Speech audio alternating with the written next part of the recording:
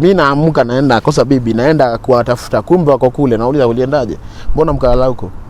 Ati wewe unaonekana uko mgonjwa. My friend, it's never easy, my friend. Kwenda nyumbani ilikuwa the worst place because una feel people are disconnecting from you and you don't want it, but you also want to disconnect yourself from them.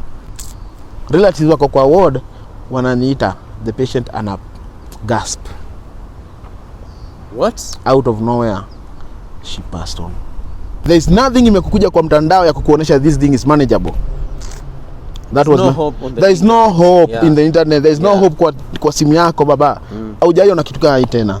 Inakuwaje watu wangu nguvu? Mimi naitwa presenter Ali, your entertainment PN. By the way, the air is always for amazing. Siku zote natia bidii kuhakikisha kwamba nakuletea wewe simulizi tofauti, from entertainment story to story ambazo ndani yake unaweza kujifunza mawili au matatu. Najua unashangaa nimeshikilia hiki kidude kwa nini? Hiki kidude sana sana huwa tunakiona na madaktari. And today I'm joined by a doctor, na amekuja hapa kwa ajili ya kushare story yake uweze kumjua, bali na kuwa daktari anafanya nini kingine. He has a very amazing story and you should be ready for it. Naomba jitambulishe. My name is C0VID19 Karia. Hayo ndo yale majina utapata kwa ID. Lakini kwa jina ambalo mimi najulikana sana mtaani huko ni Dr. Fisher. What do you fish? Dr. Fisher, kuna watu ambao wananiangalia wanafikiria mimi nimejiita Dr. Fisher kwa sababu nimetoka Lakeside. Nimejiita Fisher kwa sababu I fish people from another world to the next world, ama to another world, kutoa watu kwa mambo ya maovu na kuwafanya kuwa wafuasi wa Yesu Kristo. Watu pia kwa magonjwa. Of course, I'm very happy, thank you so much for coming. Lakini the reason why nimekuita is because you've been a doctor and we've not had a conversation here kwenye kipindi chetu ama kwenye channel yetu with a doctor, and I just felt it's an important conversation to have na wewe kujua during the onset of COVID-19, how was it for you as a doctor? Asante sana. Kwanza nianze kusema hivi in every locality kuna magonjwa ambayo yanajulikana. Like saizi ukienda Kenya, especially ukienda Kisumu, malaria kila mtu anajua, na anajua umwamshe daktari yote Kenya atakwambia treatment ya malaria. Muulize mambo ya TB, you'll get it there. Mambo ya HIV treatment, you'll get there. And then imefika wakati tunasoma kwa magazeti kuna ugonjwa, there is a virus ambayo iko China, other world, kwingine dunia. Tunaona hiyo ugonjwa haiwezi fika Kenya. Everybody is thinking I'm sure itaishia huko. Watu wengi walikuwa wanaona ni kahoma kadogo sana. But there were so many messages ama videos tunatumiwa za watu wakiumia, but it was not so serious because haijapata mtu. So ilianza ka story. And let me tell you one thing, most of the Kenyan doctors ama Kenyan medics kwa practice ama kwa shule zetu hatujaguzaguza mambo na COVID ama corona. The virus itself, the corona nini, hatujaziguzia. Tumeguzia zile virus ambazo tunajua our locality tunakuaga tunazipata. Like kuna like ni gani ambayo imekuwa ikipata watu hapa Kongo nini Ebola. Hujaisikia Kenya? So ukipata daktari pale anajua mambo ya Ebola sana, lakini don't be shocked kupata daktari hapa hajui mambo ya Ebola. It's not very common. So they are news everywhere. Kuna ugonjwa hapa buda. But we are not worried because haitafika Kenya. And then all of a sudden case number 1 Kenya. Rules zianze kufuatwa. Watu wavae mask, sanitizer kila wakati, keep social distance. Na unajua facilities zetu Kenya mambo ya social distance ngumu sana. Bas hata hospitali zenyewe sometimes Kenya wenyewe ukiwaambia vaa mask inakuwa ngumu. Kama kuambia mtu Kenya usiteme kikohozi ovyo ovyo inakuwa ngumu, unaona? Sasa unaambia wavae mask inakuwa ngumu sana. And then ni kitu ambacho si hatujazoea. So ilibidi lisilobidi linasemekana linabudi ama lisibudi bidi something. Waswahili mna maneno watu. So ilibidi, unaona? Personally mimi na kwa facility si kubwa vile na si ndogo. Ni facility ambayo ina uwezo wa kuadmit wagonjwa kadhaa. Tuna uwezo because tuna madaktari. Lakini ugonjwa tunaosikia si ugonjwa wa kucheza nao. Watu washaanza kuogopa. Ikafika mahali tunatumiwa Okay, there were rumors, stigmatization mingi sana Kenya. I think hata kuna wakati uliona video fulani ama ilikuwa kwa news. Video fulani watu wameanguka. Wameanguka mtu tunaambiwa wa China sio wameokotwa fulani na gava wakaenda wakauawa. Hiyo scaring moments and then kwa TV ati kuna daktari wa Kenya waliona mgonjwa amekohoa wakatoka teke. Ndugu yangu, hautatoka teke. Ukisikia kwanza na mwenye alikutumia picha ni your client. Me I remember most watu ambao walikuwa wanatumia scaring videos ni my clients. This is a moment ukiwa doki unahitaji mtu wa ku-encourage manzi, unaona? Unaenda job si ati juu unataka saa hizi. Because ukiulizwa kila mtu ameambiwa kae home. I also want to stay at home. Hii kazi si ati kuwa heroes ni ya jeshi, unaona? But you have to. Now the heroes around hii si jeshi, ni nyinyi. You have to. You have a family you need to protect. You have people you need to protect. Now that's us. Your first experience, you know, wakati uliletwa the first ama uliona the first COVID patients, how was it for you? Niko tu pale Ngong. In a facility inaitwa Zamza Medical Services. By then I was in charge of the facility. And niko na team yangu kwanza. We had a meeting ya kuambiana we need to do this, kufuata haya maneno and we have to follow them vile inafaa. But I'm there encouraging my guys, but I know myself I'm so scared. Unaona? Kesi ya kwanza ikakuja. Patient amefika pale. Umeitiwa na relatives kuja na wheelchair mchukue kwa gari. Vaa mask nini kwenda pale, it's like kila kitu imekuwa kiangalia ni spot diagnosis. Spot diagnosis ni ile tunasema naweza muona mtu pale ameanguka and kwa ujuzi I can tell this is this. Unaweza ona mtu hivi ukasema hii ni COVID. Ali tunaweza kaa nawe hapa mara 20 dakika 20. Within 20 minutes utoke pale ukojewe mara 10. Within 20 minutes. After 3 minutes kijana umekunywa maji like 3 liters within 20 minutes. I'll definitely check you for sugars. Nitajua sukari, una shida ya diabetes. Ona. So ni a spot diagnosis. Kwenda pale mimi napata mtu anavyopumua. Difficulty in breathing. Na hizi ni zile vitu unaona tu kwa mtandao. Zile, unaona? But there is nothing imekuja kwa mtandao ya kukuonesha this thing is manageable. That was there is no hope in the internet. There is no hope kwa simu yako baba. Haujaiona kitu kama hii tena. Unaona? By then kupima joto skyrocket. Iko very high. Mtu anakohoa. Hataki kuvaa mask. That was my first client. Hataki kuvaa mask. Because I can understand now the reason why hakutaka kuvaa mask. Haizi pumua naturally bila mask. Atapumuaje akiwa na mask? Inakuwa ngumu. So patient now there is a place about tulikuwa hatukuwa na kits za kupima everywhere. So kupima was a hassle. True. But first of all so ilibidi ule mtu mara hiyo tumempatia some injectable drugs za kujaribu ku bronchodilate, kufungua kifua ile aweza at least kupumua vizuri, tukamweka on oxygen, tukamweka akiwa tu pale kwa gari, dawa za kupunguza joto, tukatuma mahali fulani afanye kitu ambacho tunaita the test. Ikakuja iko positive. My friend, I started feeling sick immediately. Everybody mwenye alimhudumia pale nilikuwa na yeye, kila ananiambia nasikia namuona kifua. Kuna kitu kama hiyo when you are scared of something na uione na umekuwa into contacts you start having that feeling. I started having a headache. Almost everybody. The next day kila mtu namuona kichwa, namuona kifua. So ule patient kwanza nilifanya kumrefer, we didn't attend. So that was a trend. Siku za kwanza tulifanya kurefer karibu wagonjwa wote to the bigger facilities the bigger facilities and sisi facilities ndogo tukakuwa tunashinda the whole day, hauoni wagonjwa lakini simu yako inashinda uko on call through uko Safcom my friend. You are getting calls. Every patient that knows you and have your number na akona shida hakuji kwako because ukumbuke hospitals were labeled. Hospitals zilikuwa labeled as the main place ambako COVID watu wanapata. So like for a whole like 2-3 good weeks we didn't have no patients.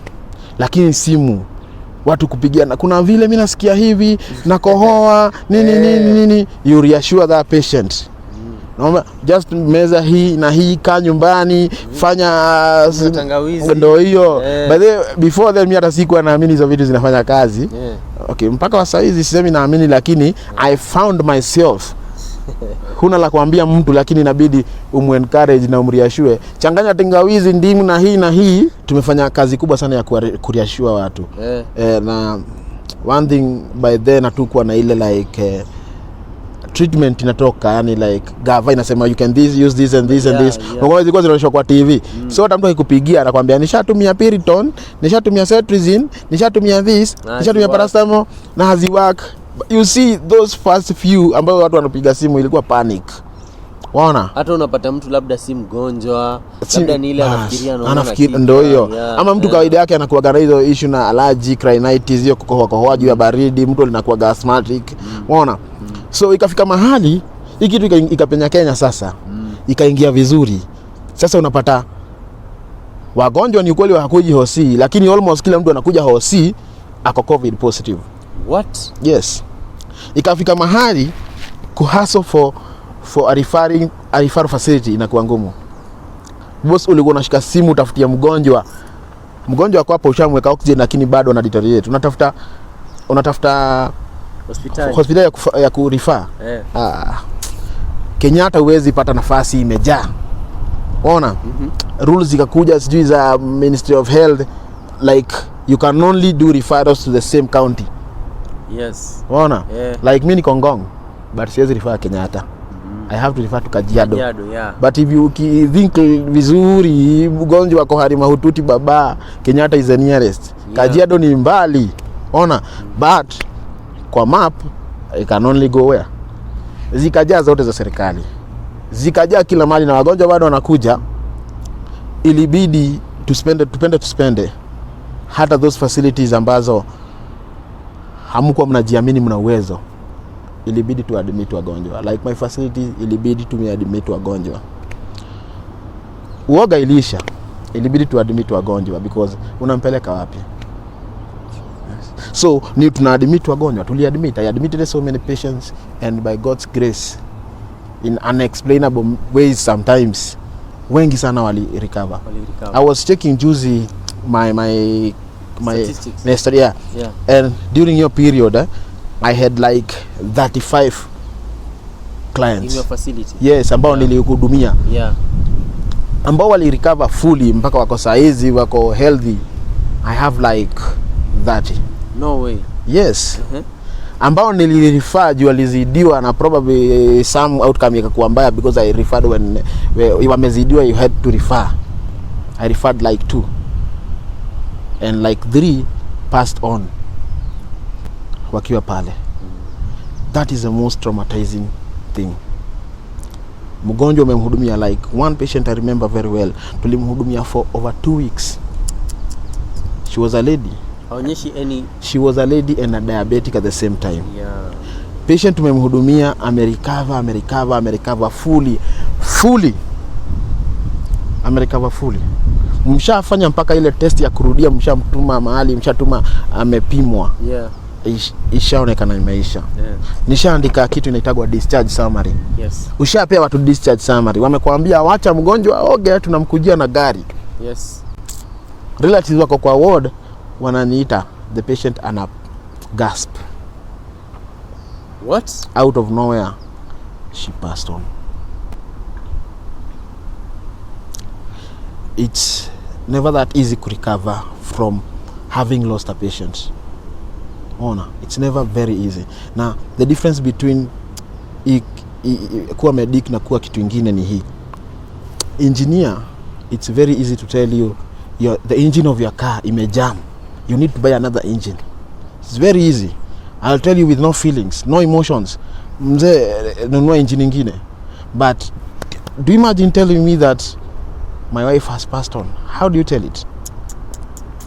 It's very tough. Yes. And this is where unapataga kuna shida, because watu hawa understand.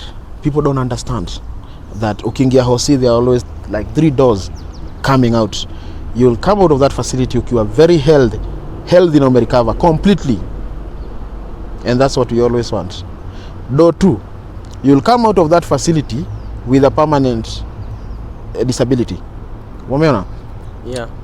Umeingia mahali ulikuwa na shida ya kidneys, umetoka umetibiwa, you are healthy but you have to be going through dialysis every week. Ama uliingia pale na fracture moja mbaya sana na ilibidi umefanywa amputation. Unaona? And there's that door that people don't accept, and ni kawaida. You understand, I'm human, I understand humans too. Kuna mlango wa tatu ambao unatoka ukiwa maiti. It's always the worst thing. Mimi kueleza mtu we were not able to save him or her inakuwa ngumu sana, and it's painful. Ona, but I'll have to do it. Lazima nitakwambia. Ona, yeah, because I can't run away from that. True. So it's the truth.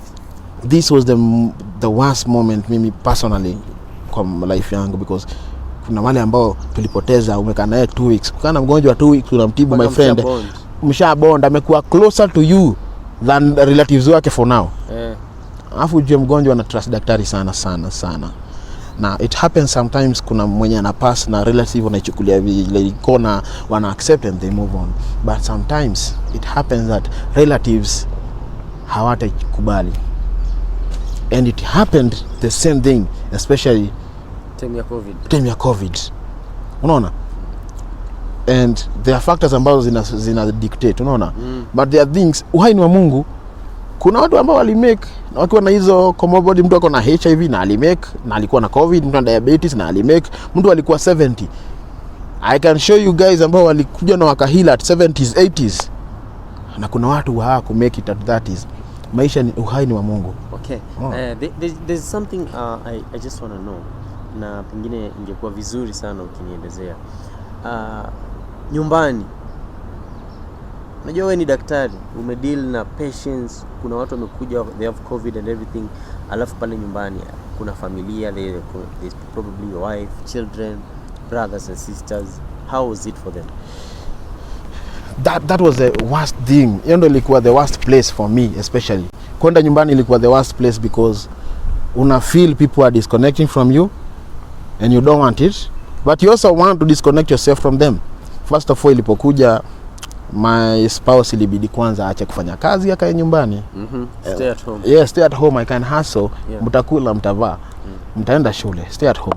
But me I couldn't, my friend.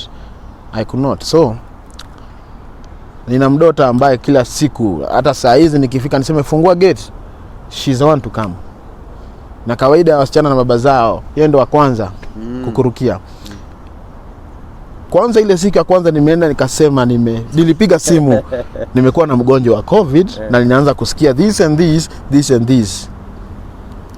Nilipofika kwa nyumba nilikujiwa na wife. Nilipofika pale kwa mlango, kitu ya kwanza nani kwangu naambia ita hivi, ingia bafu, kila kitu. Mtoto anauliza ako wapi, amefungiwa, namsikia akilia, because one thing amezoea lazima nikujie, ametaka kunikujia, amelazimishwa kaa huko. So ikakuwa ni trend. Nikifika I won't get that hug, that warm hug. Unajua kuna vitu tuna take easy, my friend, like umeshinda na stress kazini, kuna watu hawaku understand, mlikuwa ruzana na watu, una get. But ukifika home, ile warm hug, ile like welcome, ile nini, unaona, it makes you feel light. Yani shida zinaisha, unaona? Yeah. But there is nothing like that, my friend. Unafika home, ingia hivi, ingia bafu na vitu zako zote. The first day nilikuwa nimebeba cookies za mtoto. She could not be given those things. Ukaingia nazo bafu. Niliambiwa hizo ni zako, tupa huko. And that was a trend, my friend. Rules were set by my spouse, my wife. Usije ukakuja na vitu za kuletea mtoto tena. Unaona? Na ukiingia hapa direct kwa bafu. Ukishaoga, ukishabadilika na kila kitu kimefanyika, now that's when you see us. It sounds easy, but it was not easy for me personally, especially naoga, nasikia my daughter shouting, calling daddy, nini, crying in the amefungiwa, unaona. And you see she will not give up easily, so itabidi sometimes the force has been used again, unaona. So this ilikuwa painful, unaona. Na at this moment hata mabeshte, unaona, hata mabeshte wale maybe weekend mtu anakutembeleaga, hakuna mtu anakutembelea, unaona. And hata simu watu people are not calling, by the way, because mtu akona shida zake, Ona. So social support ilikosekana.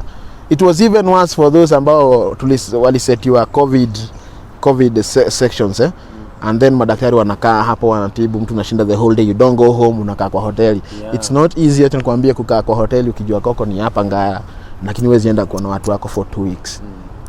We lost so many friends. I lost a friend kwa COVID and there are some I almost lost. Ona. Kwanza kuna moja who like ali active hero. Una get? Because kulikuwa na scarcity ya mask, kulikuwa na scarcity ya nini. First days my friend masks zilihepa, the first cases. Boss, believe it or not, mimi wagonjwa wa kwanza nilihudumia na mask ya kitenge. Hizi mask wana make fun of za kitenge. Ai, COVID ilipoanausiwa watu walificha mask. Mask ilikuwa nanunua moja how much? 200 siku za kwanza. And then facility naambia, hey, I am not able to facilitate mask for everybody. Unaona? Because hata facility yenyewe gloves tulikuwa uziagwa shilingi 200 packet inaanza kuuzwa 2000. Yeah, true.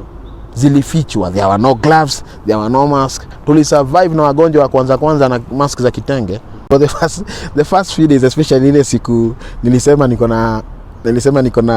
nimepata client wa ugonjwa wa kwanza, the first one. Nilipojitayarisha huenda kwa kulala wa kwanza. Nilipojitayarisha niende nikalale. Saa 6 saa 7 mimi naamka hivi na sipati mtu hapa. Naangalia mtoto kwa kitanda yake because she's next, she has a bed next. Napo muangalia kwa kitanda yake hayuko. The reason is akilala akishachoka ama akiboeka she will jump over to me. Yeah. So the mother alikataa hayo.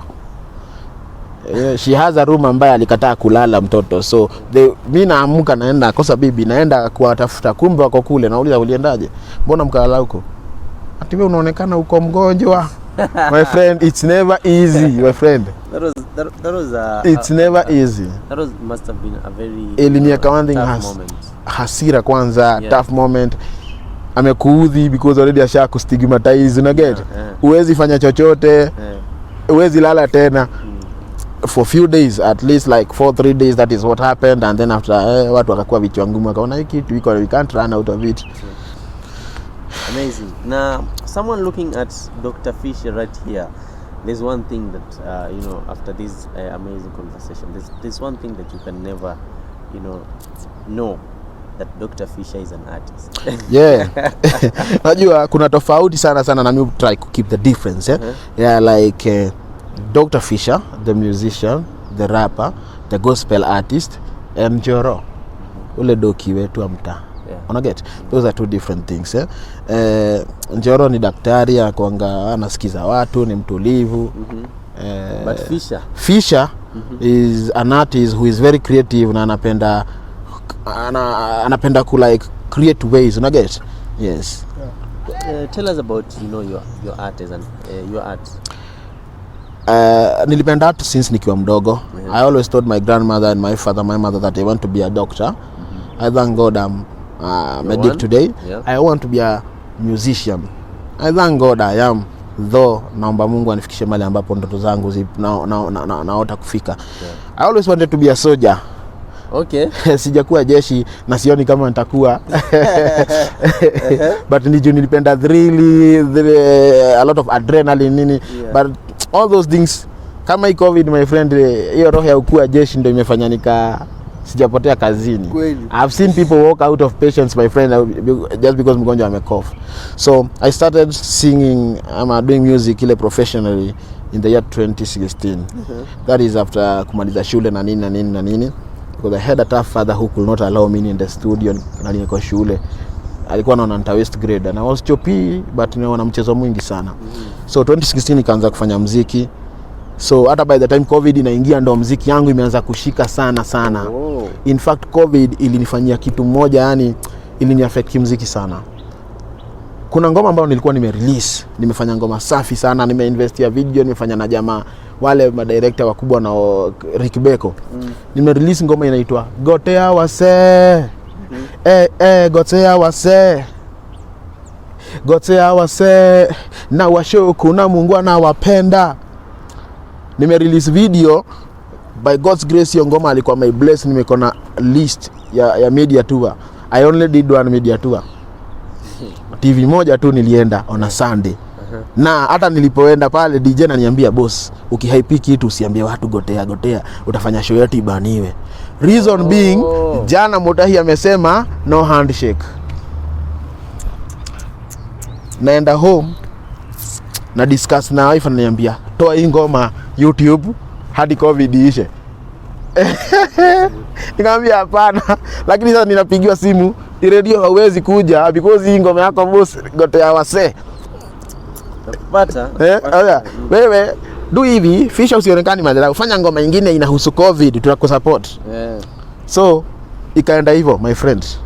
So I could not do a media tour. Ngoma yangu na ile na yote na finance nilikuwa nimewekelea gotea wase, ikaenda hivyo.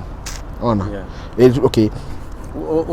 What type of music do you do? I do gospel music. I'm a rapper. But the kind of instruments nipata nimetumia dancehall beat, naweza tumia what we call street beat ama hizo mnaita gengeton, but the gengeton is a genre.